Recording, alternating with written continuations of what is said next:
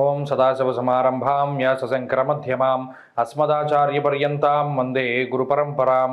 జ్యోతిషశాస్త్రాన్ని భావితరాల వారికి ప్రసాదించిన ఋషుల యొక్క పాదపద్మాలకి నమస్కారం చేసుకుంటూ, అలాగే నాకు ఈ జ్యోతిష విద్యను నేర్పిన గురువర్యులు జ్యోతిష బ్రహ్మ కీర్తిశేషులు శ్రీ ఈరంకి సూర్యనారాయణమూర్తి గారు, సూర్యశ్రీ దైవజ్ఞ గారి యొక్క పాదపద్మాలకి నమస్కారం చేసుకుంటూ, ఓం శ్రీ మహాగణాధిపతి నమః, శ్రీ గురుభ్యో నమః, హరి ఓం. వీక్షకులందరికీ నమస్కారం.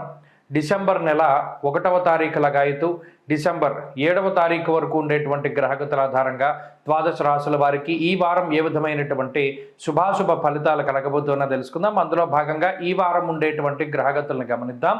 ఈ వారంలో గురుడు వక్రించి వృషభ రాశి యందు సంచారం చేస్తూ ఉండగా, కన్యా రాశి యందు కేతువు సంచారం చేస్తున్నారు. కర్కాటక రాశి యందు కుజుడు నీచ స్థానంలో సంచారం చేస్తూ ఉన్నారు. అలాగే వృశ్చిక రాశి యందు రవి, వక్రించినటువంటి బుధుడు ఇద్దరు సంచారం చేస్తూ ఉన్నారు. అలాగే మకరమందు శుక్రుడు, కుంభమందు శనేశ్వరుడు, మీనమందు రాహువు సంచరిస్తూ ఉండగా, చంద్రుని యొక్క సంచారము వృశ్చికము, ధనుస్సు, మకర రాశుల్లో ఈ వారం ఉండబోతూ ఉన్నది. ఇటువంటి పరిస్థితుల్లో ద్వాదశ రాశుల వారికి ఏ విధమైనటువంటి ఫలితాలు కలగబోతున్నా తెలుసుకుందాం. అందులో భాగంగా మొదటిది మేషరాశి.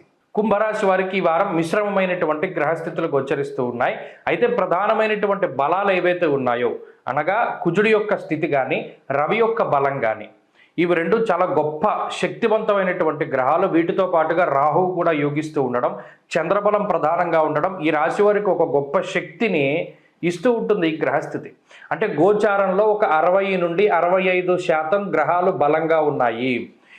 ఈ గ్రహస్థితి వల్ల జాతకంలో దశాంతర దశల్లో ఏమైనా కొంత లోటుపాట్లు ఉన్నా కూడా ముందుకు సాగుతుంది జీవితం, మరి ఒక చోట స్ట్రక్ అయిపోయి ఉండదు. అయితే గత వారానికి ఈ వారానికి తేడా ఏంటి? గత వారంలో 70% గ్రహాలు యోగిస్తే 5% ఎందుకు తగ్గిందంటే, శుక్రుడు 11లో ఉండేటువంటి ఆయన 12వ స్థానంలోకి వెళ్ళారు. ఎప్పుడైతే శుక్రుడు వ్యయభావంలో ఉంటారో శుభమూలకంగా ధనాన్ని ఖర్చు చేస్తారంటే, ఈ సంవత్సరంలో సంపాదించుకున్నటువంటి ధనం పెట్టి ఏదైనా ఒక ప్రాపర్టీనో, ఒక వాహనమో, ఒక వస్తువో, బట్టలో, లేదా ఏదైనా ఒక ఎలక్ట్రానిక్ వస్తువో, ఇటువంటి వాటిని కొనుగోలు చేయడానికి అవకాశం ఉంటుంది. అంతేకాక ఏదైనా ఫంక్షన్స్కి కానీ, లేదా ఏదైనా బంధువులకి ఏదైనా మనం డబ్బు ఖర్చు పెట్టడానికి కానీ, కుటుంబ సభ్యులకి ధనం ఖర్చు పెట్టడానికి కానీ, ఇటువంటి ప్రైవేట్ ఈవెంట్స్కి కానీ, ఇటువంటి వాటికి ఎక్కువగా ధనాన్ని ఖర్చు చేయడానికి కూడా అవకాశం ఉంటుంది. అంటే శుభమూలకంగానే ధనం ఖర్చు అవుతుంది తప్పితే అది ఆర్థికంగా ఏమంత భారం కాదు. అలాగే ప్రత్యేకించి గత వారంతో పోల్చుకుంటే కొంత శ్రమ పెరుగుతుంది, ఎక్కువ కష్టపడతారు, ప్రయాణం చేస్తారు, ఇటువంటివి కొంత కనబడుతున్నాయి. మిగతా ఆరోగ్య పరిస్థితులు కానీ, లేదా ఆర్థిక పరిస్థితులు అంటే వచ్చే ఆదాయ మార్గాల్లో ఇబ్బందులు ఏమీ ఉండవు.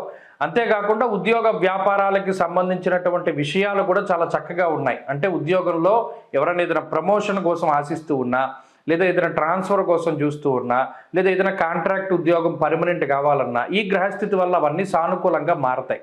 అలాగే వివాహాది శుభకార్యక్రమాలు జరగడం, సంతానోత్పత్తి జరగడం, ఇవన్నీ కూడా చాలా పాజిటివ్ అంశాల కింద ఈ వారం మనం చెప్పుకోవచ్చును. అలాగే వృత్తి ఉద్యోగ వ్యాపారాల్లో ఉండేటువంటి ఎదుగుదలను కూడా ఈ గ్రహస్థితి సూచిస్తూ ఉన్నది. ప్రత్యేకించి విద్యార్థులకి ఈ గ్రహస్థితి చాలా బాగుంటుంది. వైద్య విద్య అభ్యసించేటువంటి వారు, లాంగ్ టర్మ్ కోచింగ్లు తీసుకుని పరీక్షలు రాసేటువంటి వారికి ఈ వారం చాలా అనుకూలమైనటువంటి స్థితి. అంతేకాక విదేశాలకు వెళ్ళాలి, అక్కడ స్థిరపడాలి అనేటువంటి వారికి కూడా ఈ గ్రహస్థితి చాలా వరకు శుభమూలకంగా ఫలితాన్ని ఇస్తూ ఉన్నది. కాబట్టి కుంభరాశి వారు ఈ వారం మరింత అనుకూలమైనటువంటి ఫలితాలను సాధించడానికై పరమేశ్వరుని యొక్క అనుగ్రహాన్ని పొందడానికి ప్రయత్నం చేయండి. శివాలయంలో శనివారం సాయంత్రం దీపం పెట్టండి.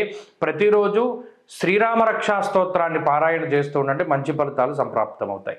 అలాగే ఈ వారంలో కలిసి వచ్చేటువంటి రోజు సోమవారంగా చెప్పవచ్చును. అదృష్ట సంఖ్య 2, అదృష్ట వర్ణము లేత ఎరుపు రంగు. తదుపరి మీనరాశి.